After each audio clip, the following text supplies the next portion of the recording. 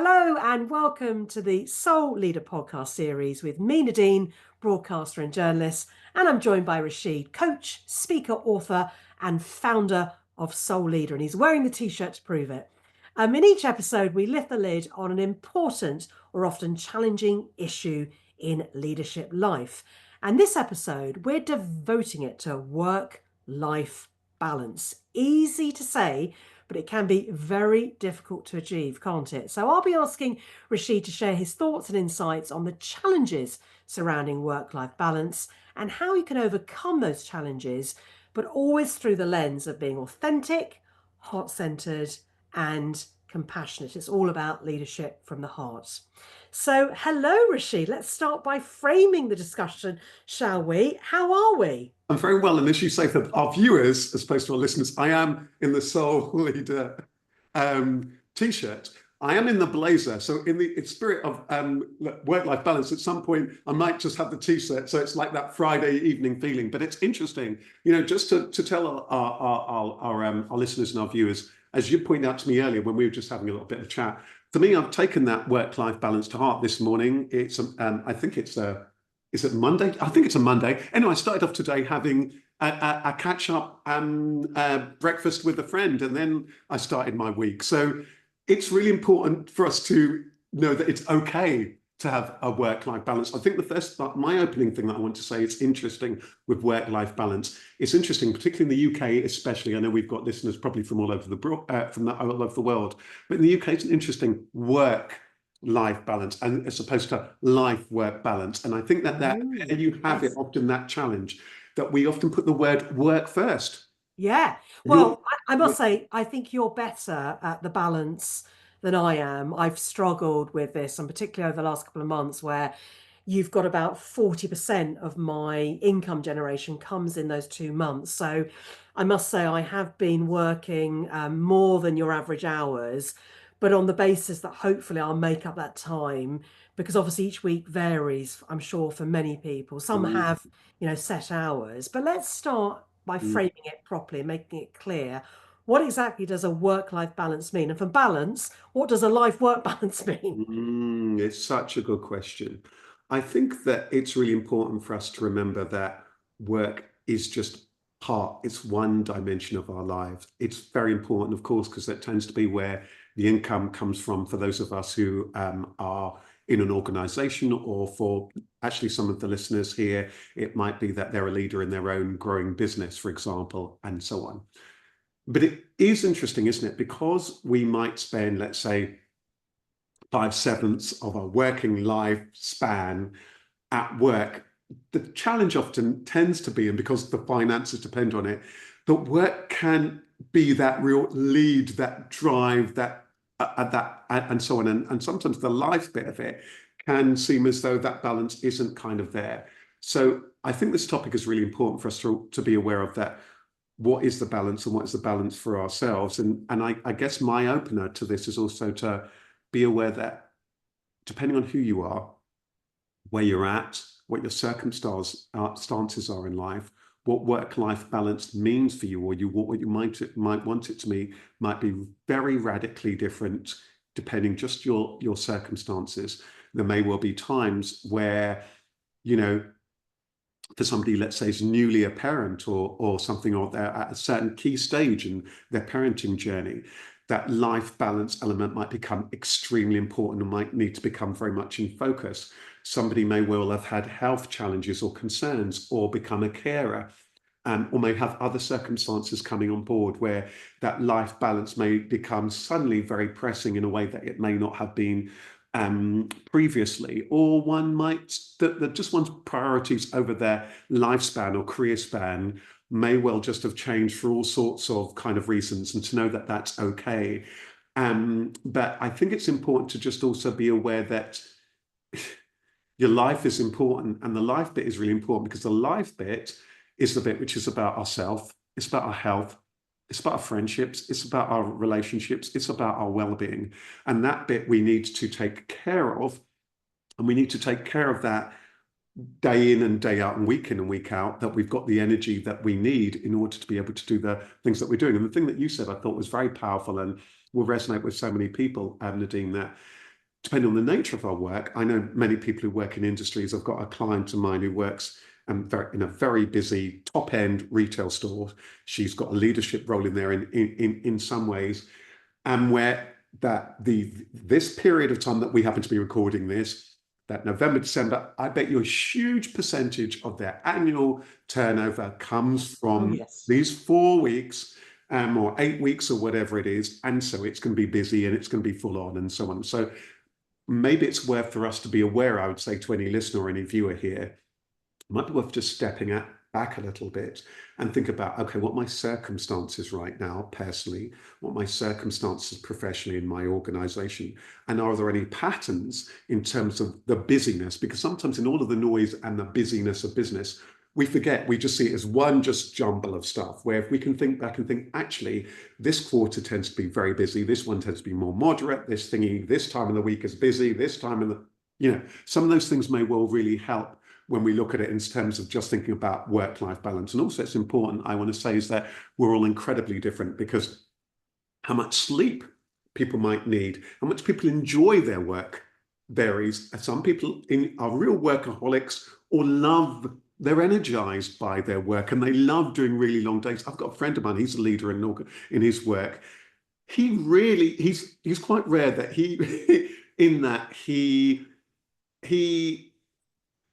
I think he really enjoys working. He works The days, buzz of it, evening, the the buzz of buzz. that. And Yeah. he doesn't mind working weekends and so on. Somebody else might. So one person's work-life balance may not be yours. Yeah, and it changes, I think, again, generalizing here, according to your age profile. I never thought that as I got older that I wouldn't be able to I wouldn't be able to do less.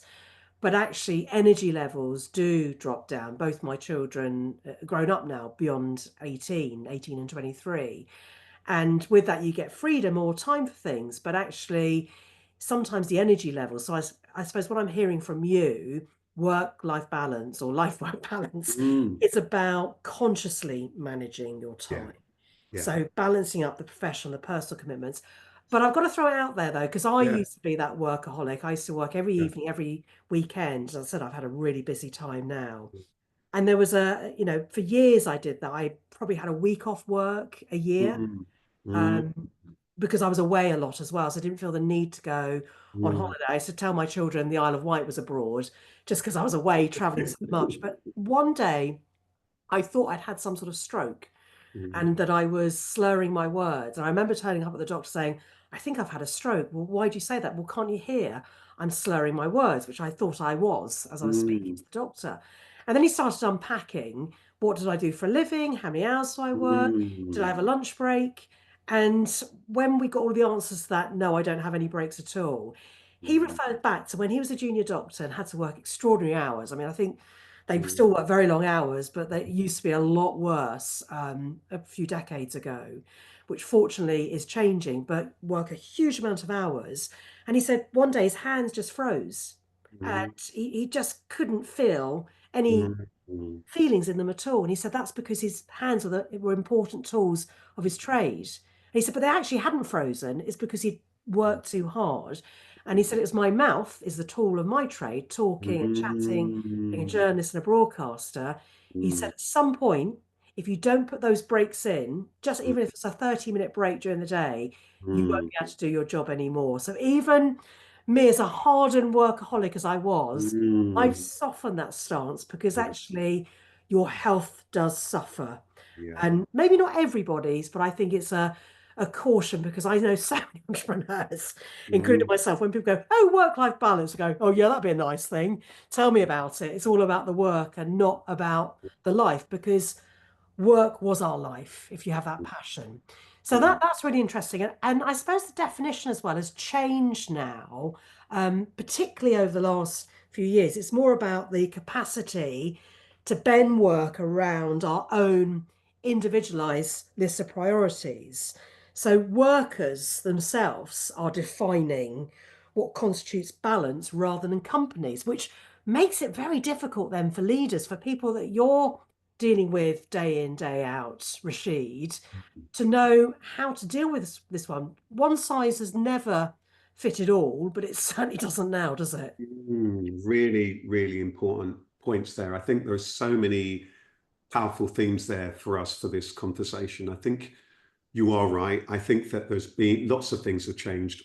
Perhaps one is that there is just far more of a conversation around what does work mean? What does work mean for people? What do people want from work? How do people want to work?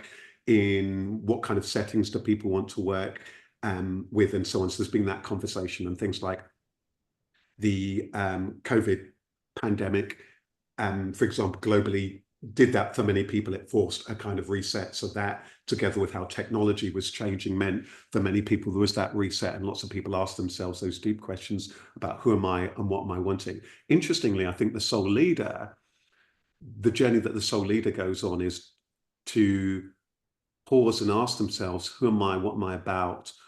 Where is my heart? What's the work that feels that resonates with me?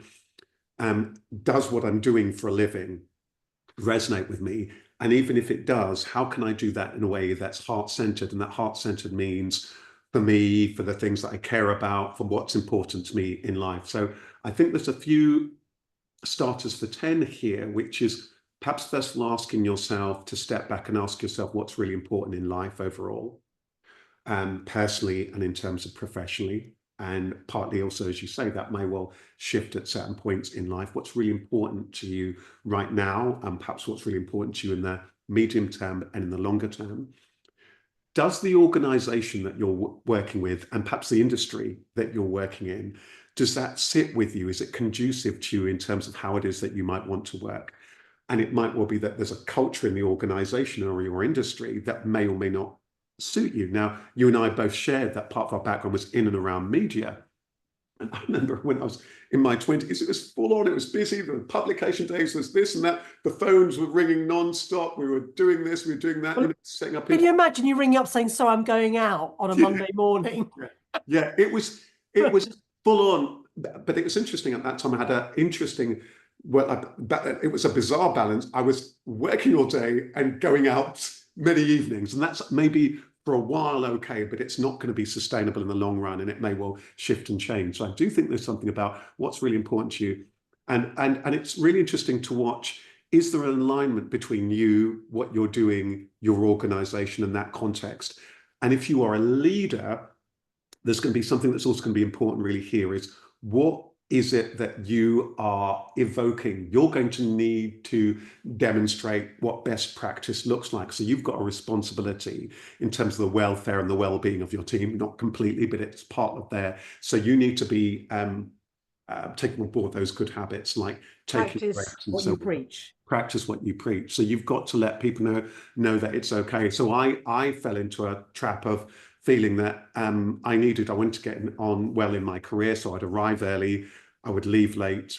I didn't take lunch breaks or take very short lunch breaks. And if I look back on not so much my early career, but toward the end of my very first career, I don't think I was that productive. I think that I was very unproductive, or very much less, highly reduced productive, from about 1 o'clock to 3 o'clock.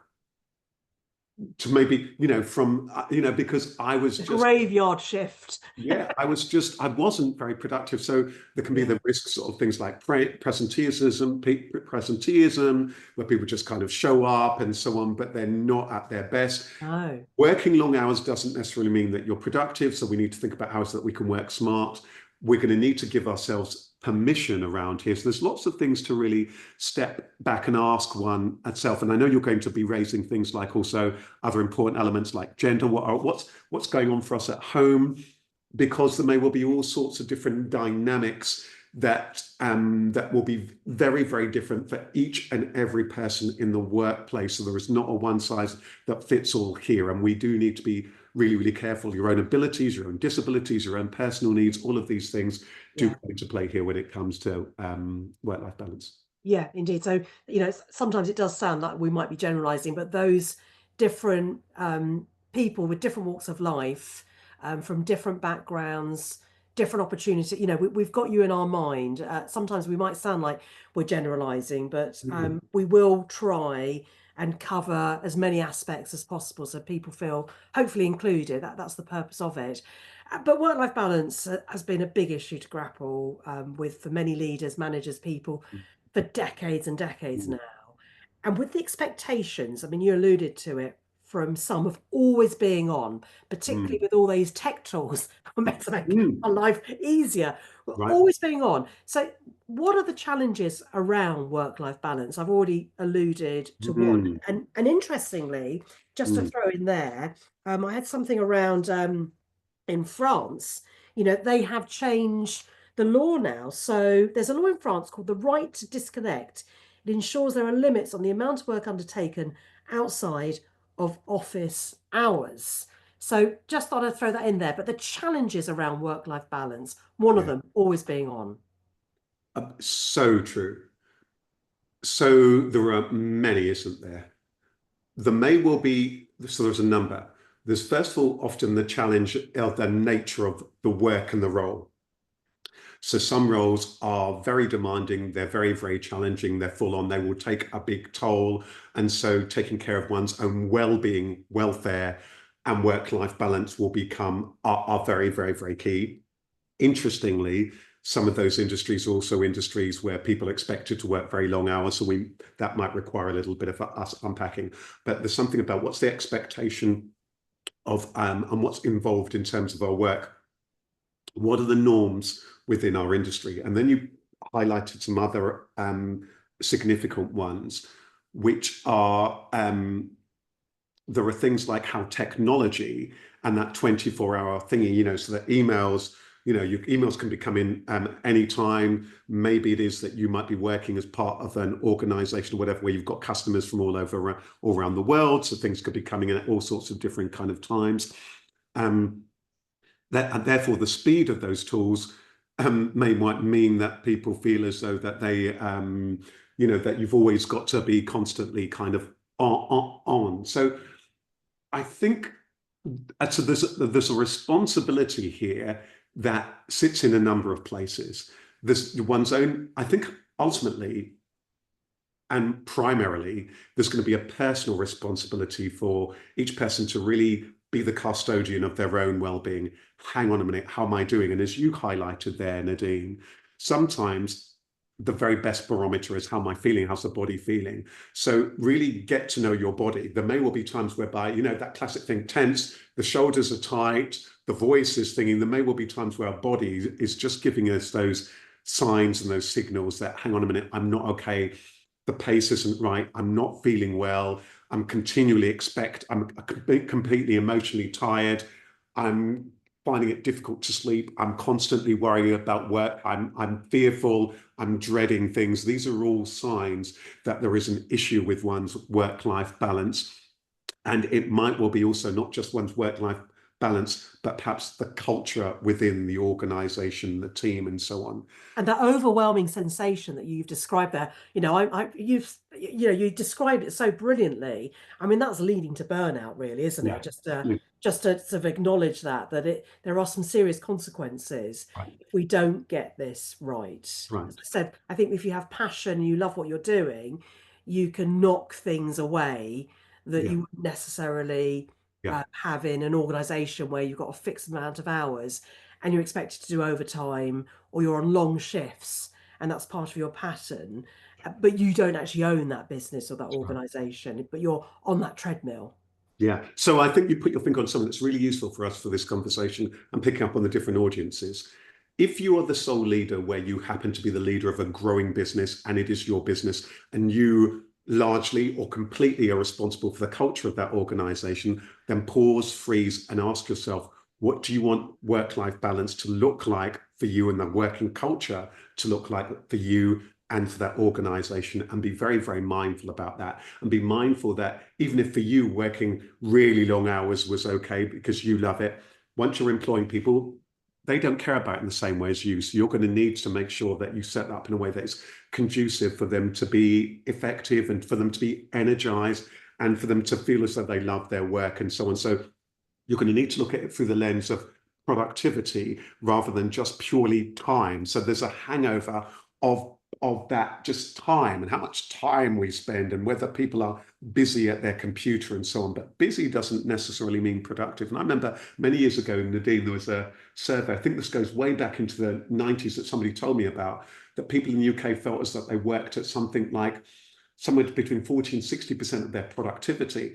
Sometimes that might well be linked to, well, what's the culture? What's the environment? Do people feel supported? Do they feel engaged? Do they feel there's that atmosphere in which they can be themselves? Are they encouraged to take breaks and so on? So I think this does require, there's a message here also for people who are at very senior leaderships in organizations where they employ people, thinking about, hang on a minute, what is the culture and what's the working culture that we're wanting to have in our organization? And there'll be other industries in which, and you pointed some of these, where they're very logistics driven, where there needs to be a deep conversation around, hang on a minute, what are the shift and the shift patterns that are really conducive to people and people being burned out. So I do a lot of work with the NHS, and at the moment there's some work about, okay, what are the things that we can do to retain staff and to boost their well-being and so on. So there's challenges here for organizations. There's challenges here for us as a society. What place does work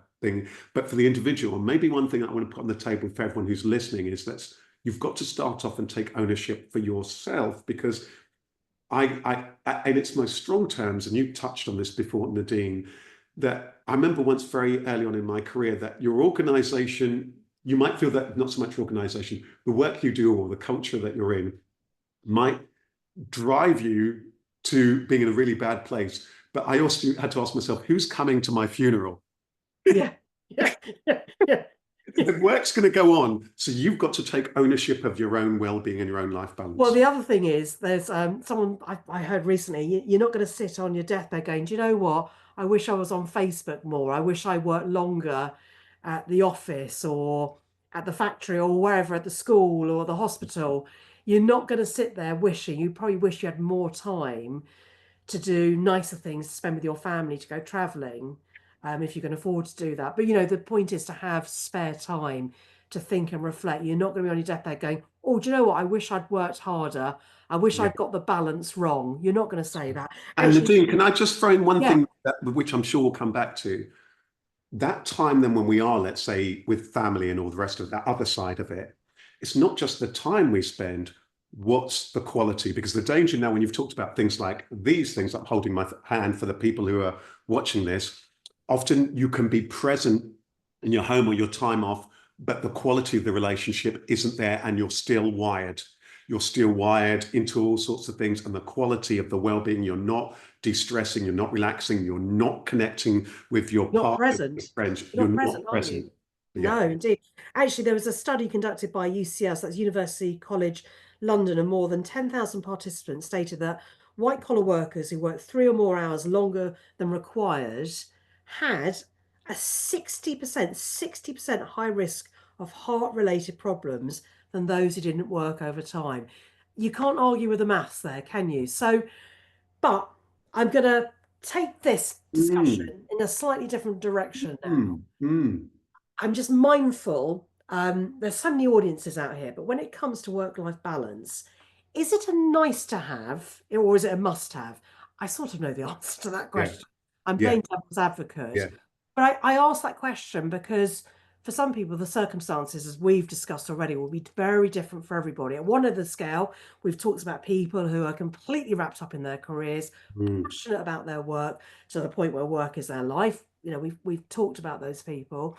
And on the other end of the scale, we've got listeners and viewers that have contacted us because they're struggling to put food on the mm, table, pay their utility bills, or keep a roof head. mm. So don't have the luxury to decide what a harmonious Mm. work-life balance looks like.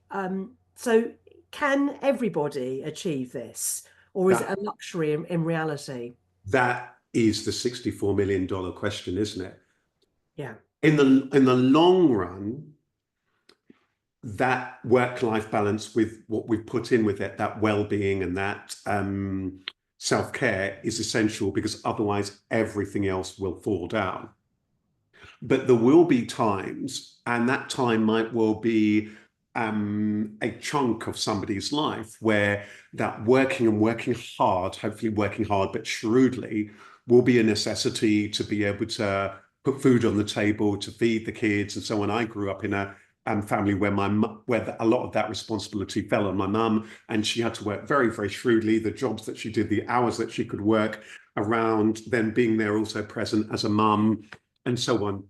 And Nadine, you know these kind of things. So there will be those times where there's a real necessity in terms of the things that are really important in your life, whereby that work and the role it plays and working really hard is key. But it's useful to know that that's being driven by what's going on in your life and the necessities in your life in terms of how you're approaching your work.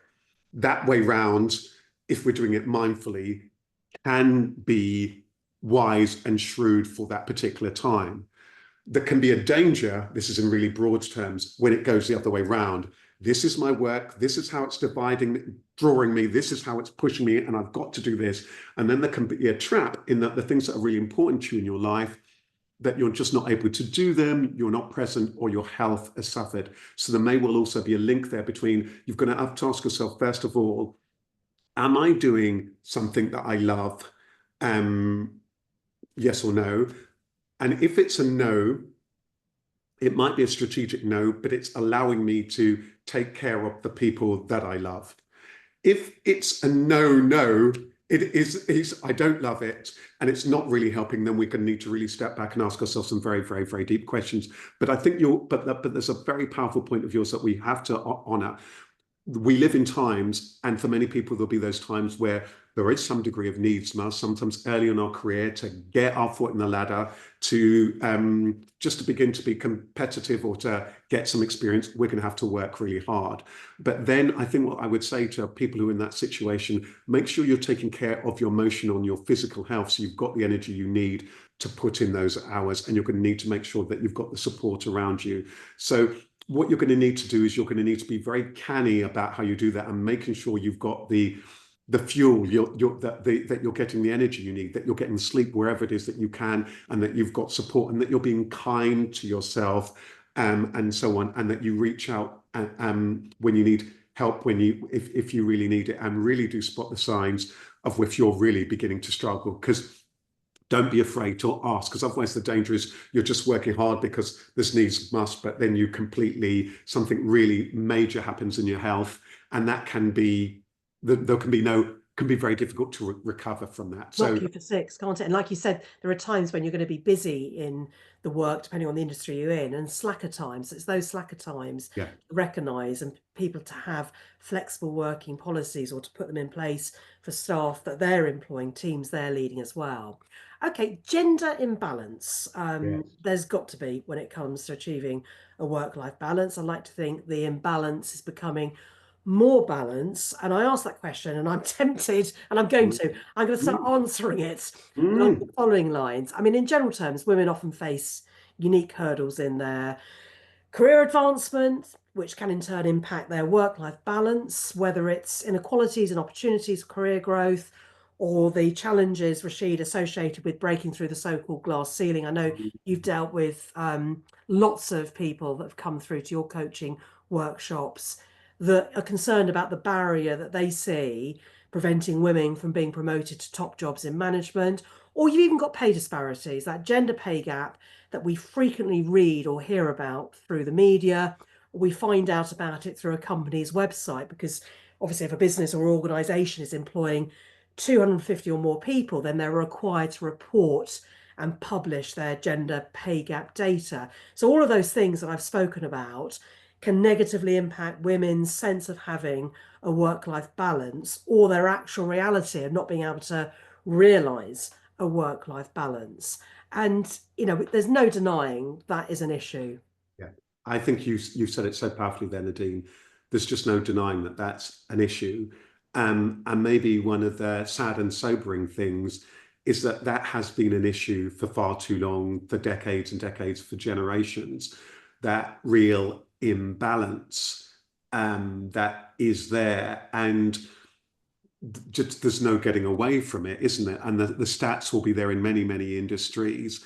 the pay cap data that's only being reached the surface in terms of us being able to see those stats published now and so on, that the inequality there, the fact that the probability is, isn't it, when it comes to that working place, that it's going to be the women in the organization who are going to take the time off. They're the ones who are going on maternity leave. They're the ones, how does one then get back into that workplace? They're the person who may well be the cut in terms of salary after a while, in terms of after maternity, but all sorts of, they're the person who's more likely to, Menopausal, you name it. There's many hormonal menopause. changes. Yeah. They may well be more likely to be carers and so on. So there may well be all sorts of demands, and so there aren't just the working demands that are also there, but then the things that put that pressure on the work-life balance that can be there as well. And then when we add that to the narrative around that, we can understand how then that can be very personalized. Oh, I'm not doing well enough. So that can be that feeling, I'm not doing well enough at home, I'm not doing well enough in the workplace, when that simply isn't true. If anything, wow, you're doing incredibly well in both. Yeah. Do you know what I mean? So Spinning so many plates, but women experience, don't they, more work-life conflict, which we can call it, between work and family life, and may have difficulty balancing the two due to a lack of time, support, cultural norms as well. So when we're thinking about, soul leaders and the people that go on your programs who maybe at the start of their leadership journey or want to develop their tool set, what can they do to make this imbalance less imbalanced? Yeah, it's such a good question, because I think the soul leader is about getting that balance of head and heart back. And if we think about these in really broad terms, and these are very, very broad terms, how we used to think about work and how we used to think about leadership was very what we'd attribute the very masculine, this, that, getting this done, achieving this, that, very much less about the kindness, the compassion, the leading with care, the sustainability, all of those things that in broad terms. Badge of honor, wasn't it? It was a badge of honor to be badge of honor. Those are the things. So what we're wanting to do is in very, very broad terms, bringing the masculine and the feminine balance to work, to our organizations, to leadership. So there is far more mindfulness of care and the human being in the round. That is somebody who is going to have all the different dynamics of who they are, and broadening out on your thing about not just the gender element, when we bring in all the other things around race, ethnicity, disability, where we also see all sorts of imbalances, where there's often such a long way to go, where in terms of what does even work like, but in terms of opportunities, I mean, maybe that's one which we'll also pick up on another time. So I think that what the soul leader can first of all do is to go on that journey to become very aware of, hang on a minute, who am I as a human being? Who am I as a leader? What kind of a leader do I want to be? I need to embody that compassionate leadership. And that means I need to understand that my customer is a rounded human being, not just somebody who buys our products, what's really important to them in their life. That my team are human beings who have their own aspirations on what they're wanting from life and work. They've also got their own constraints about what they can do at work and what's going on at home. And what the soul leader can definitely do is having those really rich conversations with each person. Who are you? What's really important to you? What's important to you in life? What are you wanting from work? That immediately can begin to create a completely different culture, at least in that team. And that might well be your team can have a good, nourishing ecosystem, even if perhaps the organization one might be more harsh. So you can create, first of all, this sub-ecosystem, if need be, which is kind, caring, nurturing, and where you can encourage people to take care of their well-being, and then begin to think about what the things that we can do in terms of to address life balance. So I think the first starting point for me is that well-being, and then from there one can perhaps branch out and put in the things into place. I would also say, really take a look at your, one of the very first things that I do when I'm coaching many people is to get them to put in, and people are often surprised about it, and I talk about the Soul Leader course, putting in the you time, the downtime into the diary first, otherwise it will never happen. And if you've got an incredibly busy work, even if you can see, okay, I've got my diary here and I know I'm off for March for 2 weeks or at December thing, that in itself can help you breathe out and have a definite start and end time. So I'm diving into some of the tips here because it can be so imperative that without some of those really hard and fast things, you're going to need to have sometimes have what is the start time and what's the end time? Because the danger can be, yes, it might be systemic, it might be organizational, but it might be also the things that you oneself, the additional pressure that one puts on oneself. So you're going to need to ask yourself, hang on a minute here. If I'm entitled to a lunch break, I need to take that.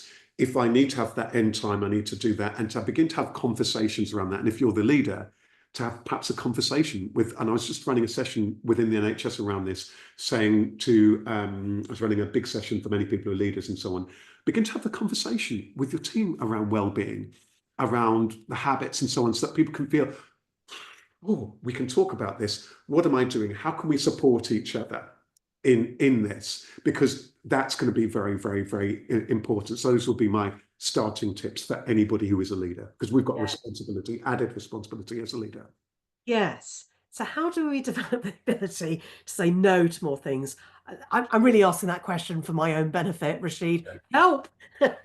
Well, you know, it was really interesting. I'm just myself, I had an amazing conversation with my sister, who I'm such a big fan of, who works in a very full-on career within law broadly, very demanding job, working in some of the contexts that I know with some of the bits of work that you've done in that kind of context, hugely demanding job, ridiculously long hours, taken time out, family-wise, you know. And it was really interesting. We had this magical conversation, and she was also just, you know, before she goes back to work, and we we're having a wonderful conversation. And she was also just talking partly about some of the things that she was wanting to do and time and people to see and so on. I said, this time that you've got is a very precious time. Don't also feel pressured that everybody who wants to see you, that you see. Take this time for you to decide what's really important for you, your child, family life, and so on, and don't feel that extra pressure. So I think that's something I want to say to everybody else here, that first of all, in terms of your own time, maybe it makes sense that we start off with your own time. In your own time, be really canny about the decisions you make. You might be at a time, if you are somebody who's feeling many of the pressures that Nadine and I have been talking about, ask yourself, well, what am I doing with that time? Do I need to claw some of that time back for myself? Often it's the case. Now, of course, you might have family and what the rest of it, but even I'll never forget this once, Nadine. I was coaching a lady who came in once. She worked within the health service again. She was on a leadership program for her coaching. She came in on a Monday morning, never forget it. She said, over the weekend, her mother had said to her, you've got to stop trying to be Superwoman. Her scenario was very busy job, very busy home life, a number of different dynamics in homework. But her mother had spotted that was this risk. You can't have it all. Can't have it all. And so I said to her, okay, let's immediately prioritize that life balance. I said, what can we do? And this might be true for other people there. Whilst there were many constraints at home and at work, we couldn't change all of that. We came up with a really simple thing, which she decided she was going to get up half an hour earlier before the kids were up, so she could do a little bit of light exercise. And just to clear her head, she was going to go to bed half an hour earlier, read. She found that reading just helped her to de-stress. So she had a conversation with her husband that she was going to go to bed half an hour earlier, just to help her just to relax, unwind, and just have that little bit of time. Half an hour earlier to bed, half an hour earlier to get up. Made that little bit of impact. Sometimes you're going to need to do really simple things like, what can I do? Do I need to claw back a little bit of the time that I'm spending socializing here or doing this or that for me? And I think I think there's a gender element to that, because maybe also if you're the kind of individual, whoever you are, whatever your gender, or if you're kind of woman, that the nature of it is that a number of the things that you're looking after or you've got that responsibility for, what can you do to say yes, that thing about saying yes to me? And that might mean a little no, or not now, or I'm pausing on this for somebody else. And it might be there might be a season where you're saying, actually, at the moment, you know what, I'm just getting my health back together. I'm taking a little bit of time for my own well-being. Beginning to Your well-being is so critical, isn't it? I remember when I first met you and we were doing some media programs together. We met at a networking event, and how fortuitous was that? And you kindly invited me to come along to one of your coaching programs, so I could get an understanding of the kind of things you're going through. And there was this lovely visualization technique that you said about where you'd like to be. And it was right by the sea. And actually, where I live is the furthest away from the sea. But actually, from that, I listen to waves at night time, and it's a really calming way of going to sleep. And after that episode, which I spoke about earlier, where I thought I was having a stroke, which I wasn't, it was just obviously I was working far too hard. I then decided to have reflexology once a week, and that has been a game changer on your well-being, your energy levels. I'm not obviously here to promote reflexology. There's all sorts of alternative therapies and whatever else. But for me personally, that has been the time to switch off and just have that me time, because actually you will run out of steam. It may take you longer than others, but at some point you won't be able to continue. And that's the thing, isn't it?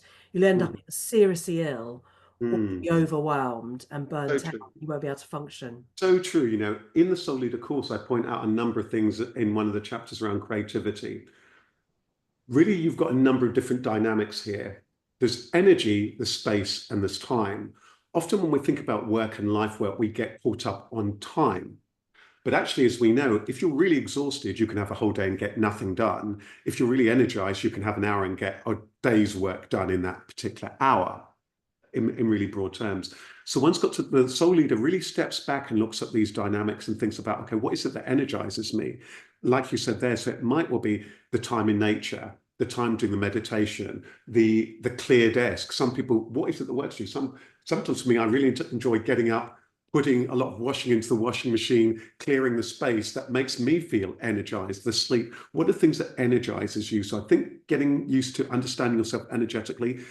I talk a lot about this in the course, things like understanding your own rhythm, the times of the day, the places, the environments that are conducive to you. You may not always be able to change this in your work, but becoming aware of your own rhythm, because everything in life has a cycle. Everything in life has its rhythm. To get used to your own rhythm. Is there a rhythm in terms of the work or in terms of the industry, the expectations, that you're able to begin to work to your own rhythm and life's the rhythm? Also, because also it might be even seasonally what you're wanting or how you feel about these things. So sometimes you need to really step back and really breathe and kind of regroup and come about that afresh. And then it might be, okay, nothing's changed today about your work, but your attitude around it has, and then you can begin to tackle the logistics around your work. And if there's a work-life balance thing that needs to be tackled there. Yeah, and I read this lovely article. I hope I can pronounce her name correctly. Iona Lupa, who's the associate professor of one of the management and accounting schools in Paris.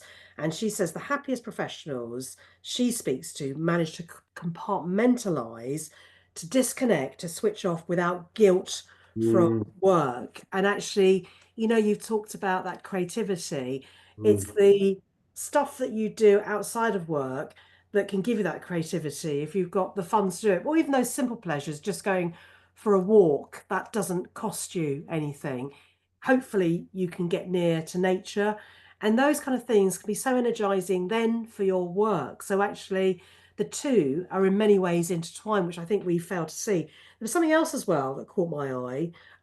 It's not a I mean, it's a relatively recent survey, i.e. in the last couple of years, but it was particularly after the pandemic. A study by Aviva, so the insurance people, has said that since the pandemic, people have become more focused on work-life balance than salary. They were more attracted to their current role for the work-life balance than they were when it came to being paid. But obviously, the cost of living crisis has obviously changed that slightly. But and now that more and more people are working from home, bizarrely, it's become more difficult to separate home from your working mm, life.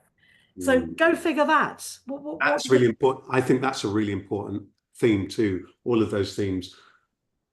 When are you, even if you, it takes us back to one of the things that we talked about, what does actual work-life balance mean to you, especially if, let's say, you may well work from home or what have you, or for also, what does it look like for you? Going back to the visualization you talked about coming onto my workshop, what does that balance ideally look like for you?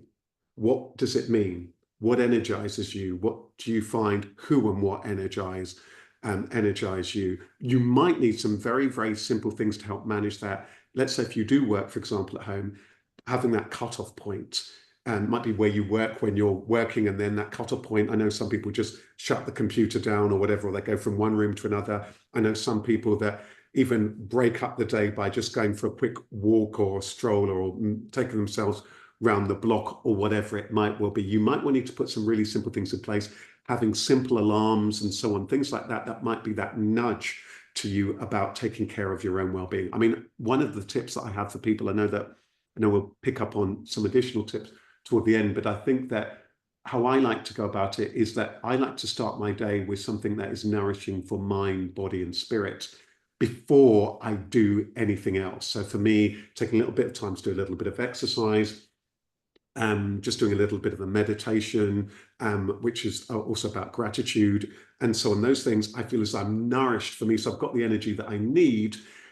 Because otherwise, I think what can happen is that you might be really resentful about how busy you are at work. You might be completely different to me. You might be an evening person or what have you. But I think taking that time out, because sometimes I have a saying that your career journey is your business. Other people can support it. You must drive it. So the soul leader also needs to recognize, if you're not careful, the demands of your work will overtake everything. There's now, with the 24/7 world you've talked about, there will always be work to be done. So you're not going to be able to get everything done. That's an impossibility. There's always business somewhere, isn't there? There's always business somewhere. What you can be is really shrewd and be canny. If you're a leader, I would say to the leaders here, you're going to need to have a conversation with yourself. You're going to need to have a conversation with loved ones and those people near and dear. And you're going to need to have a conversation with your team and so on around those things. I'd love to see a conversation in more and more workplaces is, what does that good work-life balance look like? What does good productivity look like? Because there's still that hangover that productivity means people work really long hours. And having those really rich conversations. How can we genuinely get the best out of people? And again, Nadine, it takes us back to this thing about from the heart, where people are happy, where they're valued. Interestingly, people will put more time and energy in, but often without the stress and without the strains and without having to be coerced to do it. That they'll say, "Oh, no, I'm happy to just finish this off," or what have you. Or, do you know what I mean? You can have. And it's amazing, isn't it, when we think about the industrial relations, where people fought really tooth and nail to get that 9 to 5 working, which was huge progress at the time.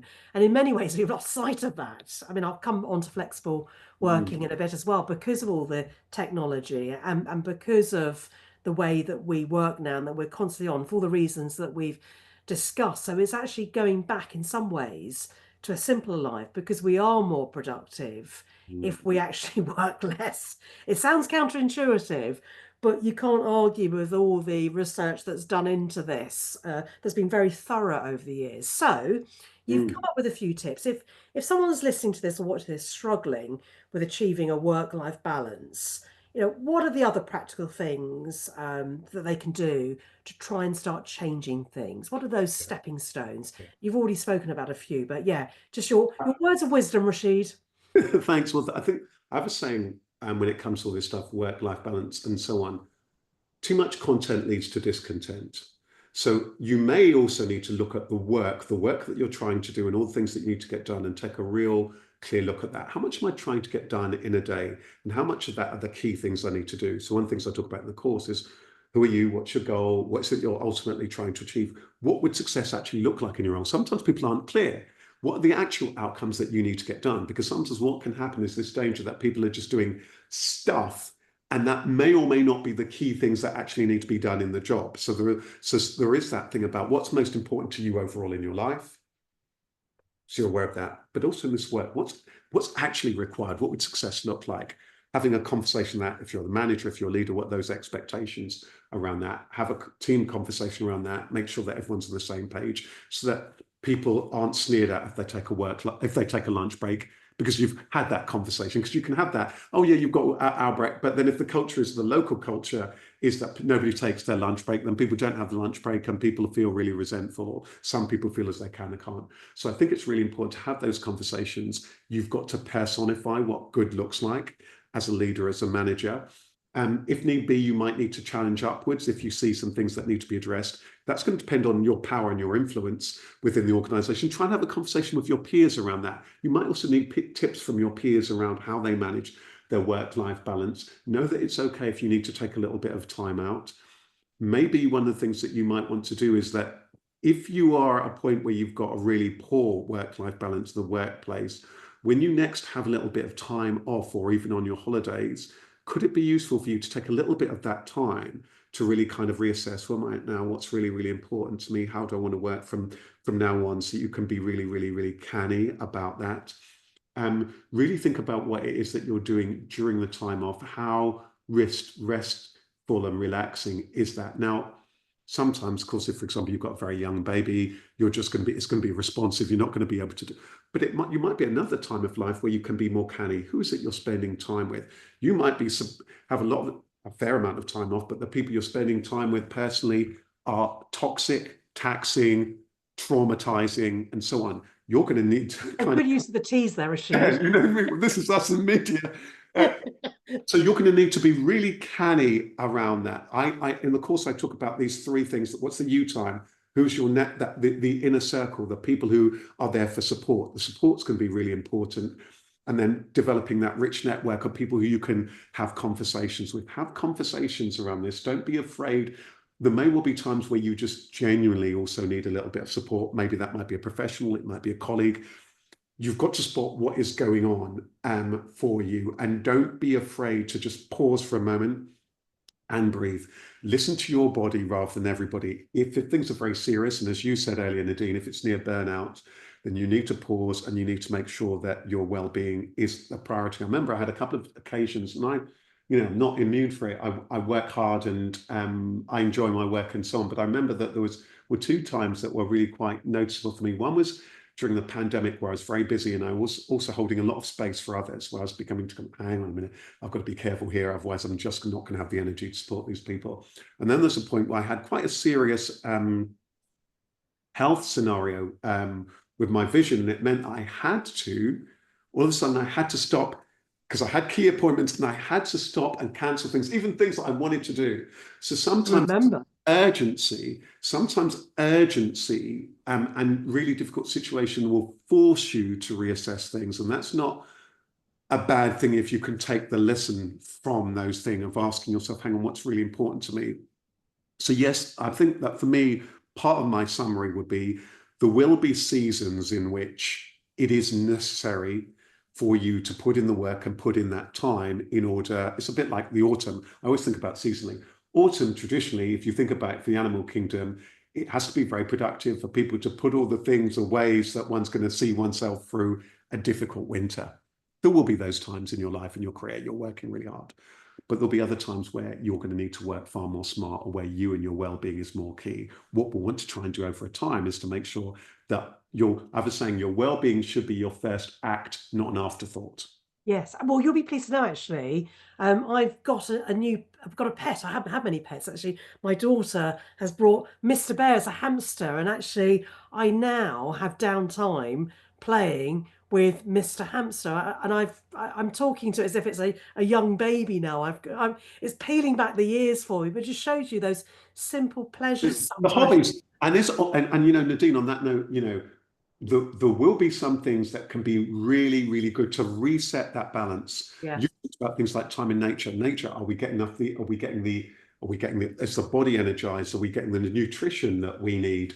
Are we spending time in nature, meditation, silent time, quiet time, times where all the devices will be off, times of being really productive, of maybe shutting down all of the other windows, that one might have opening the real windows, shutting down the computer windows, taking breaks from the thingy devices. These things can be really tricky. Getting the sleep we need. There are some of those fundamentals that are there for a reason. The sleep, the what we eat, and the exercise are fundamentals. Without those things, if we don't take care of those, even if we have a work-life balance on paper, we don't have it in reality, because it's just not the energy to be able to get the things done. Yeah. And So actually, I was making a few notes when you were chatting, actually, because you talked about, having that lunch break. Just reminded me, actually, just triggered a thought. I remember, I won't name the big pharmaceutical company that I was working with, but interestingly, they decided to close down their canteen because I think the tax rates has changed and they no longer thought it was viable financially. So what it meant in that subsequent year when they didn't have a canteen, everybody brought in sandwiches or did their own thing. And Mm. actually, the levels of innovation and creativity started going downwards, going in a backwards direction, because they discovered afterwards that they brought the canteen back, and took the hit, tax wise, because actually it was when people were together coming out of their little warrens, because they weren't necessarily in open plan offices, or if they were, it was at lunchtime when people were sharing the stories, coming up with ideas, and just discussing work projects that led to their best innovations. And this is a world-class pharmaceutical company that many of us rely on for all sorts of drugs and medication, for different things that we may or may not have. But yeah, just interesting. So it is important on numerous levels, not only to have that break, but for creativity. And I think that point is really important for the people who are listening to this who are very, very senior leaders. You really do need to realize that you're sure the balance sheet, the profitability of the business is your business, but also the well-being of your staff and the happiness of your staff and your customers is your. And that example, simple though it is profound. We know in so many places, like those events, those work events where spending that little bit of money, giving the staff the lunch, bringing back in the tea trolley or what have you, with healthy Yeah, options. These little things that can be very, very profound. Maybe even think about, might you be more productive if you give staff the places do things like that. That can be radically better. It boosts a sense of well-being and so on. Are there other things that you could be doing as an employer? Could you be doing novel things? Could be things that you could be doing in terms of working hours, creche, all of these things. Have conversation. This is the role where also staff networks. I happen to be the on the steering group for the National Day for Staff Networks. This is where things like staff networks of all the types of groups we talked about, women's networks, LGBT networks, carers networks, can be very powerful. So also I'd say if you're going through difficult times in the organization, some of these networks can be powerful places to gain that kind of support. But also for organizations, you can learn a lot from these networks in terms of understanding your staff and how you can yeah. work better for everybody. Because I know I've read in the news recently, and I can't remember the hospital trust, but there's pressure on closing down a workplace creche where you've got people working long, unreasonable hours, doing those shift patterns at 12 hours that many medical staff have to do because that's the way the shifts are, and having a workplace creche. And this is just an observation I would spread in other industries as well, making it easy for people to be able to take their children, drop them off, be able to visit them during lunchtime, do their job. You're going to have people leaving industries as a result of not allowing that flexibility, or put in places like workplace creches. I remember when I went to Birmingham Poly, and I was elected academic and welfare officer. Mm.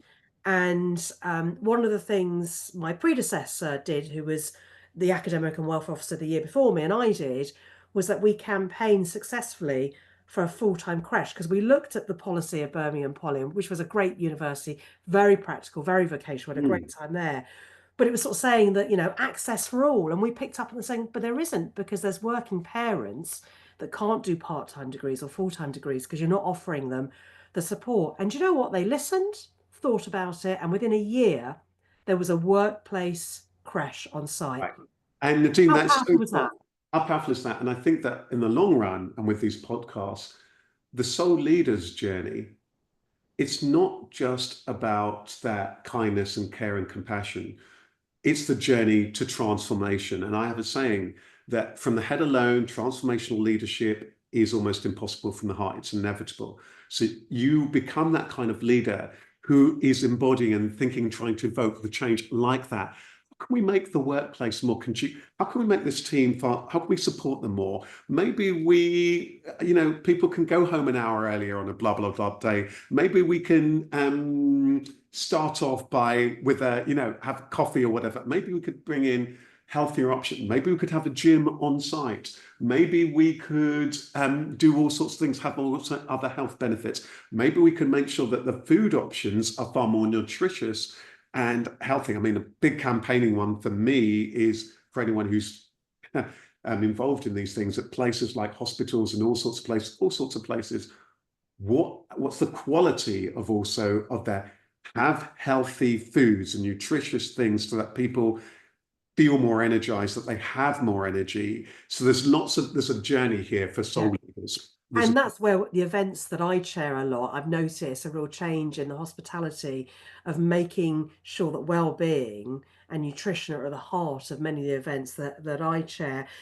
As we sort of head towards the sort of the final Mm, straight of this podcast, just want to talk about flexibility because a lot of people want a flexible work-life balance, which means different things, different people. I sent an email to a graphic designer on Friday and came back with an automated response. I don't work Fridays. And I thought, good for you, fair play. I yeah. signed my email saying, I'm sending you this now, but I don't expect you to respond.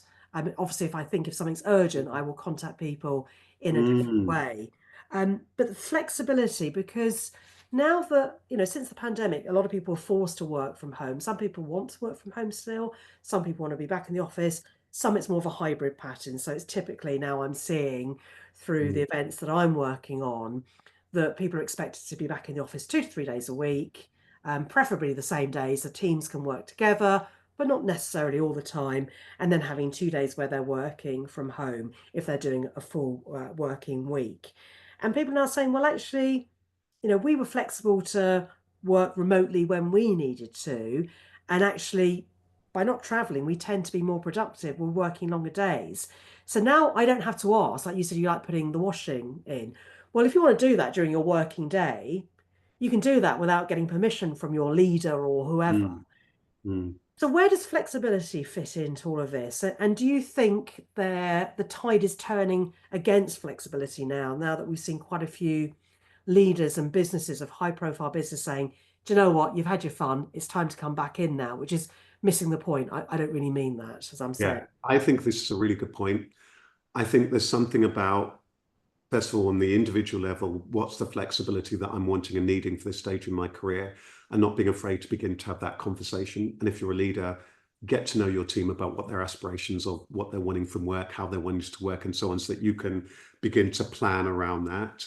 I think that there's something also around equity here. Also, we've talked about, and you point to many of the industries where people might, well, do the kind of work where you can work from home, or where some people can. Does one need to look at how can we make that equitable for people who may be within your same organization, who might be out in the field, who may not be able to work from home, and so on. So I think there needs to be a conversation there around that, and thinking about what does that look like? What do our customers expect from us? But I think it does require, I think it's going to be one that is going to require real care and consideration around what's really required for us, for our customers. How can we bring people together? But I think you put your finger on such a good point. An organization can't just say, oh, yeah, now we're going to be really flexible and people can work from home, and now we're just expecting everybody in the office. There needs to be real consideration around that. Maybe, and it might depend on the industry and the kind of work and so on. Maybe if somebody were, if an organization were the kind of organization where you can do a lot of stuff online and a lot in person, what does the in person do and achieve? Is it about bringing people together for planning, for people to get to know people, for the social and so on? And then the time at the office at home is where people can then, plan and get on with their own work. But you're going to need to, as a leader, get to know what makes different people tick, because maybe some people perform better at home or in the office. So one size may not fit at all. Somebody might need that flexibility where they're mainly at home because of the nature of the childcare and other things. Somebody else might feel that to get into the office works better for them. They may even have a kid, but that, Well, every career development as well, it's onboarding, isn't it? It's that I think it's those that are under 30, and I'm generalizing here, when we think back to when, we were younger, how great it was to learn from people cross generations, and you're losing that. So I do get that from that point of view. There are quite a few smug people. Please don't complain about that word, but there are quite a few smug people who've enjoyed now not having to do the commute, which is understandable, but have forgotten what it was like when they were younger and actually enjoyed that cut and thrust of being at the workplace, to learn from people, and actually for people who are under 30 to be able to share their opinion. Hopefully, we've got flatter structures where they're fresher, younger, dynamic approach teamed up with those years of experience of other people, as long as that's captured somehow. But if not, we're missing a trick, aren't we? we certainly are. And I'm sure we'll do another podcast on things like, how can we building really rich working relationships, because then for the leader, it's going to be about things like, even if you do have a team where a lot of the time people are um, in working from home, how is it that you make sure that you've got those regular check-ins, so you've got that rapport with them? How is it that when people are on screen, people are actually present on screen, and you set those particular things up? And I'd say, for the person who's listening here as an individual, are you, with that, going back to your thing about flexibility, are you at a point where, I meet many people like this, where you're needing to, it might well because you're wanting to start a family, or because you're wanting to thinking about how you're going to go back into work after maternity, or because you're at a certain point where you're just wanting different things from your life, different age or different stage. Have that conversation with yourself. Be honest. Begin to have that conversation with your boss if you feel comfortable with, or have a conversation with other trusted peers. Don't be afraid to ask for that flexibility, because I know that some people, and there might be a differentiation between some people culturally or personally, and personality style, feel more comfortable about that conversation about working flexibly.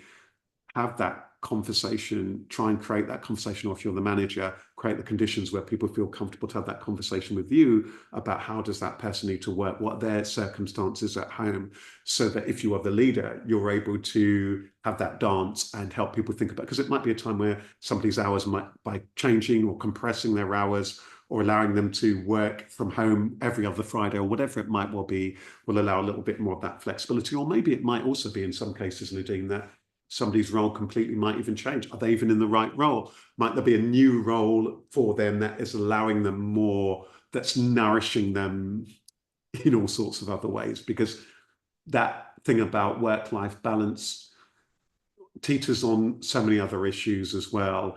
The work that I want to do, where I want to work, am I in the right team? Is the culture in the team one which is really conducive to me? And it also makes us ask us, if we're a leader, are we creating the conditions in which somebody feels valid, that we're making it a place that people would want to work, where people feel supported rather than stressed out, and so on. So there's a lot to think about as people listen to this, and know that if you are a leader, that comes hand in hand with a Yeah. great deal of responsibility. Yeah, I've just popped up your website, because obviously I got the t-shirt on. I know the book is underway. That's it. Lovely. If you're watching this, you can see the lovely t-shirt. If not, you just have to believe me that he is actually wearing it. And, obviously there's the course as well, which you've mentioned a few times. And I've had a good look around it. I haven't finished it all, but there's all sorts of tools, Mm, templates. You can work at your own pace. There's lifetime access. So that obviously is a commitment by people financially, and also with the time as well. But there's loads of really good free resources, aren't there, as well, Rasheed? So yeah, just in case people aren't yeah, familiar with the Soul Leader yeah. offering, what have you got? Yeah, so let's start with the course. If you are on that journey, you're starting out, or you're stepping up, or you're struggling, or you're thinking about all the kind of things we talked about in these podcast series, you might find the course really helps you. The idea of it's a really low cost course that you can just do in your own time, in your own pace, online. The next best thing to having Rasheed at your side, it's like a coach yourself course. So I take you through the 8 chapters, the 8 steps. So it's about you going on your own leadership course. The beauty of it is that each chapter lasts for about 40 minutes or so. You pause it, you keep coming back to it. Some of the things may be very relevant for where you are. Some of them might be useful about 6 months down the line. Keep coming back to it. Some people like to watch it in one go. Some people like to go for it bit by bit, work on a module, come back to it, and so on. It's there. The aim of it is to support you throughout that leadership journey. And as you say, lots of tools and templates. But there's other things too. There's a series of in the inspiration section of bite-sized little 1-minute tips on all sorts of things, from life balance to all sorts of other things around leadership, motivation, and so on. Helpful hints, if you like. And then one of the other things that I don't talk about much there, but there's a whole series of inspiring interviews of people who I've met who are all in their own way, Nadine, are heart-centered leaders, and they share their stories. Because sometimes for us as leaders, leadership can be lonely, and hearing those stories from people who have been compassionate, but often they've been really courageous, and hearing their stories of how they've built their careers is really inspiring. So they're either leaders, some of them are CEOs, some of them are coaches and consultants, some of them are people who've led in all sorts of different spheres. where one can get inspiration from there. So there's lots there on soul-leader.biz. Check it out. And sounds like podcast, of course, and this incredible podcast series with the wonderful Nadine, Dereza, where people could, and I'd say to people, check out the whole series, and over time there'll be, all sorts of topics. And like you said last time, Nadine, we'll say to people, if there's topics that people are wanting to cover, drop us a line, get in touch, let us know, and we'll try and cover as many of those as we can.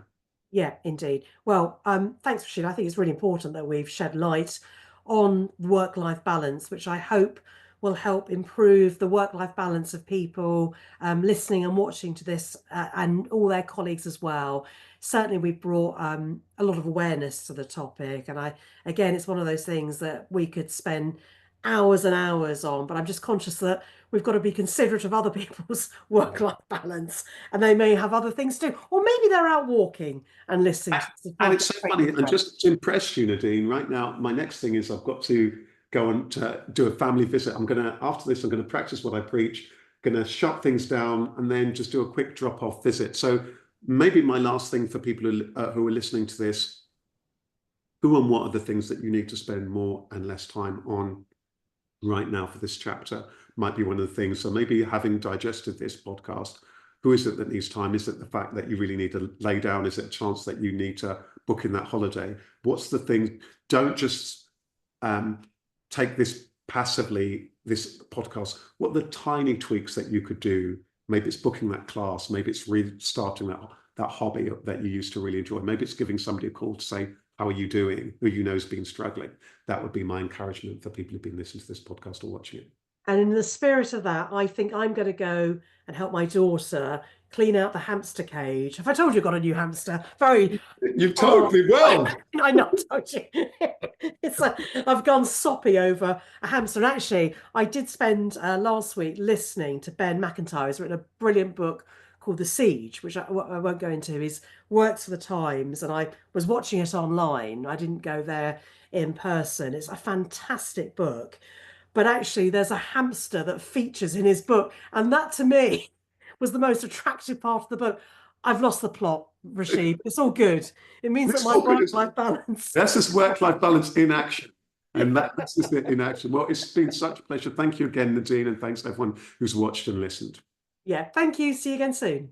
Take care, everybody. Bye-bye. See you. Bye.